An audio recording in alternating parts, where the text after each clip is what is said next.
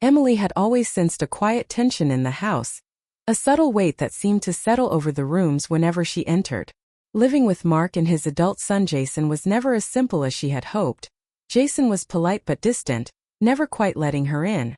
That morning, as sunlight spilled across the kitchen, Emily heard a door slam upstairs, the bathroom, harder than she had ever heard before. At first she thought it might be Jason in a rush, but then she caught a muffled sound, a soft cracking noise almost like a sob. Her heart tightened and she hesitated, unsure if she should knock or just leave him alone. But something inside told her this was different, that this moment carried more than ordinary frustration. She knocked lightly, waited, then pushed the door open when there was no answer. Jason was there, gripping the sink, his shoulders trembling, his eyes red and wet. Both froze, caught in a moment neither expected, staring at each other as if the world had paused. There was no anger, no conflict, just the raw, sudden glimpse of vulnerability in someone she had only ever seen as reserved and distant. Emily felt a rush of emotion she hadn't anticipated. A mix of concern, compassion, and the sudden awareness that everything in their relationship might be about to change. Jason's gaze met hers, startled and unsure, and Emily realized that behind the wall he had built, there was more pain than she had ever imagined.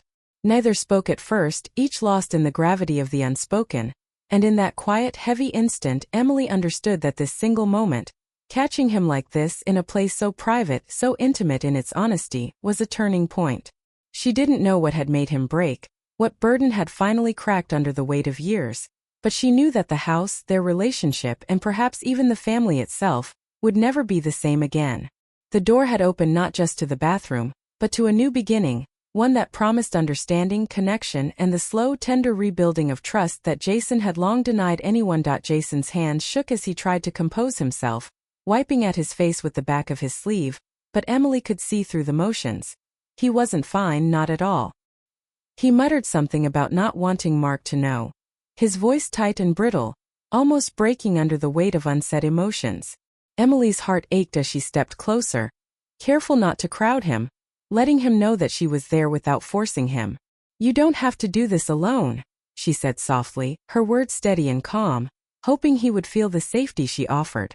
For a long moment Jason's gaze avoided hers, and then in a small trembling voice, he whispered about his mother, about her birthday, about waking up that morning and feeling the sharp absence of her, the hole left in his life that never seemed to get smaller. He admitted the guilt he carried for forgetting something so important, even if only for a few hours, and the pain that had been quietly building inside him for years. Emily listened without interrupting, letting him spill the truth he had been holding back, realizing that the quiet tension in the house had always been more than mere distance. It was grief, unprocessed and heavy. She told him gently that forgetting a day didn't erase love, and that feeling the pain was not weakness, it was proof of how deeply he cared. Jason's eyes softened and a long sigh escaped him, the kind that carries relief and exhaustion together, as if sharing the weight made it lighter. For the first time Emily saw the boy behind the careful mask, the young man struggling with loss and longing, and she realized how much he had needed someone to simply see him, to acknowledge his pain without judgment. Words became easier then, flowing slowly as Jason spoke of his memories, the laughter and warmth of his mother, the little details that he had kept to himself all these years, afraid of burdening anyone. Emily encouraged him, gave him the space to remember, and in return, she felt a shift in their relationship, a quiet opening that allowed trust to grow where walls had stood. He admitted his fear of letting someone new into his life, the worry that anyone else could never understand or replace his mother, and Emily responded with steady reassurance that her presence did not erase the past. It only meant he had someone to lean on now.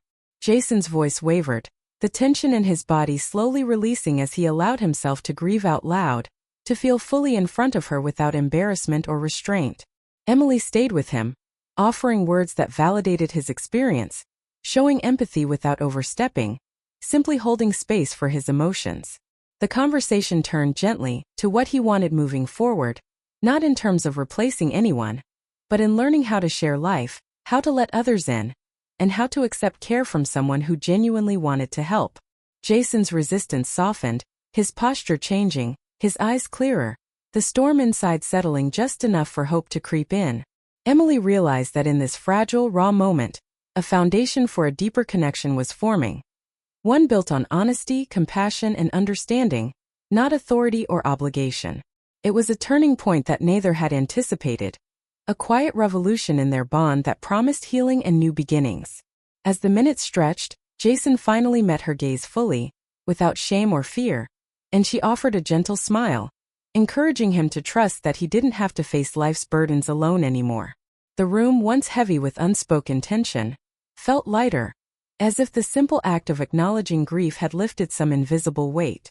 Emily left him with a sense of safety, a reassurance that this moment wasn't an ending, but a start, a first step toward a relationship based on empathy, honesty, and mutual respect. For Jason, it was the first time he felt seen in years, the first time he realized that sharing sorrow could bring connection rather than judgment, and that perhaps, just perhaps, opening a door to someone new didn't have to mean losing the past, but could mean finding a companion for the present. Emily and Jason stayed in the small bathroom, the space that had once felt tense and closed now carrying a quiet, fragile comfort. Jason spoke slowly at first, stumbling over words as he shared memories of his mother. The small routines, the laughter, the warmth she brought into his life. Memories he had never voiced to anyone, not even Mark.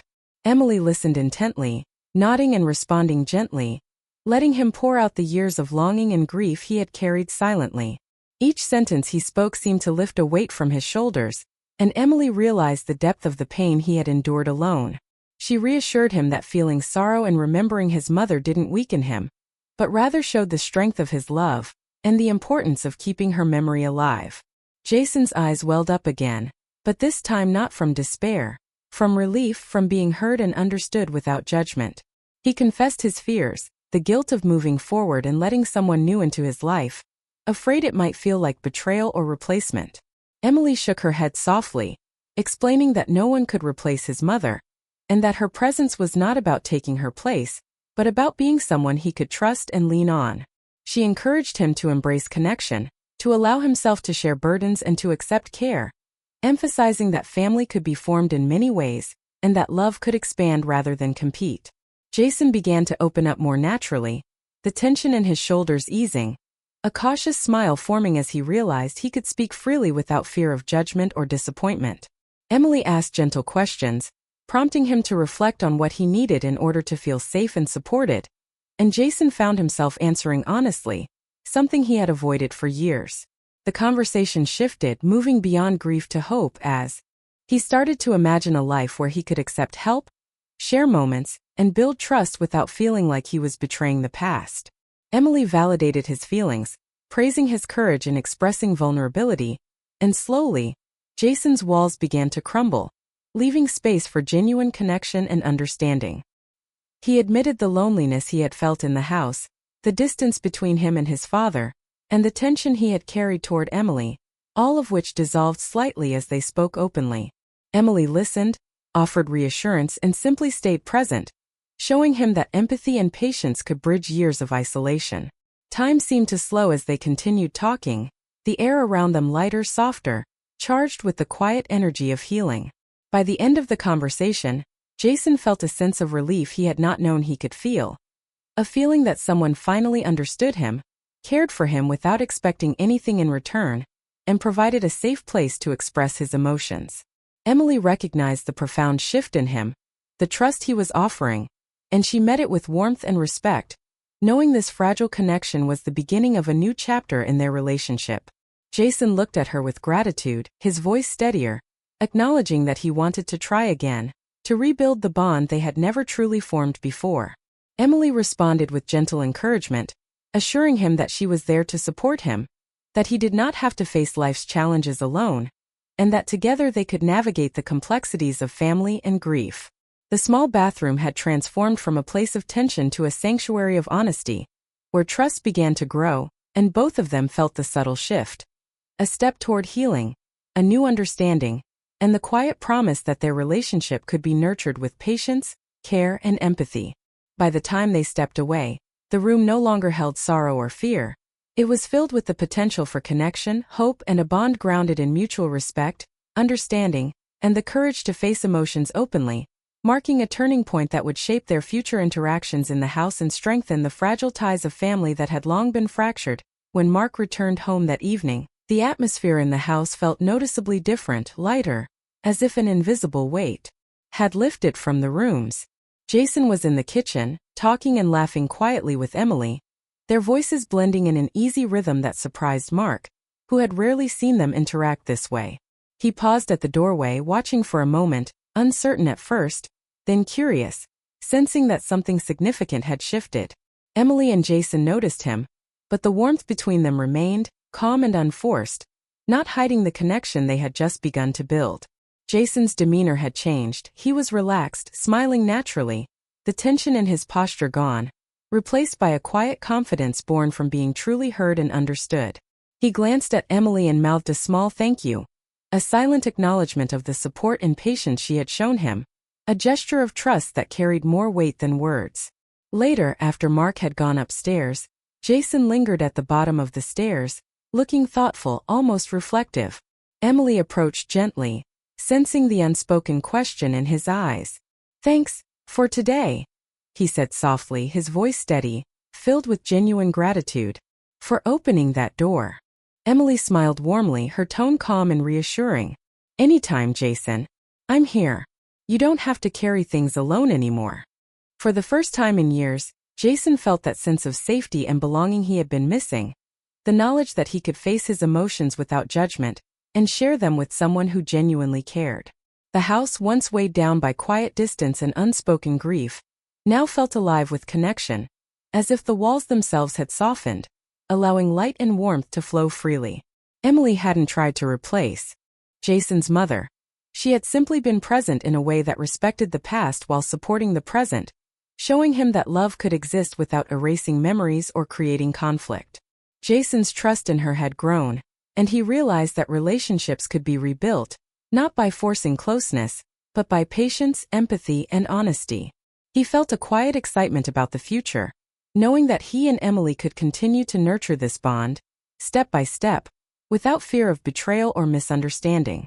The evening passed with simple conversations, shared smiles, and the gentle rhythm of a family beginning to understand one another, to connect not through obligation but through care and openness. Emily and Jason had crossed an invisible line that day, from distance to trust, from silence to communication, and from isolation to connection, and the change was subtle yet profound. It was the kind of transformation that doesn't happen with grand gestures, but in quiet, honest moments where emotions are allowed to surface, acknowledged, and respected. Jason realized that he didn't have to face the world or his grief alone, that he could rely on Emily's support without feeling guilt or conflict, and that his relationship with Mark could also improve because the barriers between them were beginning to soften. Emily, in turn, felt a sense of fulfillment and hope, knowing that her patience and empathy had made a real difference in Jason's life, and that together, they could build a new, healthier dynamic in the home. The house no longer felt tense or divided. It felt like a place where emotions could be shared safely, where family could grow stronger through understanding rather than obligation, and where the quiet bonds of trust could flourish over time. By the night's end, both Jason and Emily understood that the moment in the bathroom had been the catalyst for this change, a turning point that would shape their relationship for years to come. The shift wasn't dramatic in an obvious way, but it was deep, emotional, and lasting, marking the beginning of a new chapter in their lives. They had learned that opening up, listening, and being present could transform pain into connection, grief into understanding, and distance into trust. As they moved forward, there was a quiet sense of anticipation, a hope that each day could bring more moments of honesty, care, and growth, and that the home they shared could finally feel complete, not by erasing the past, but by embracing it and moving forward together, stronger and more connected than ever before.